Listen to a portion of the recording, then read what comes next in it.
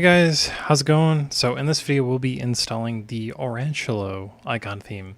So I'm doing this in Ubuntu, so I'll be using the PPA, but if you need to do it on another distribution, there are tons of commands below in the description. So to start off, open up a terminal and paste the command, enter your password.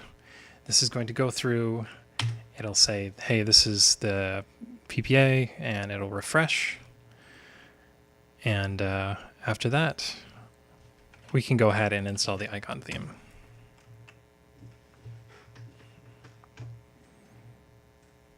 And installing the icon theme is quite quick, especially on Ubuntu, like I said, because it's a PPA. And now you just open up icons. Depending on your desktop, it's going to be different, but find Oranchelo and then click OK. And then I am using the Oranchelo icon theme. It's pretty similar to the one I already use with a little bit of differences. It's pretty unique. I like it. I like the folder icons. It's pretty cool. Anyways, guys, that's how you install Oranchelo. I will see you in the next video.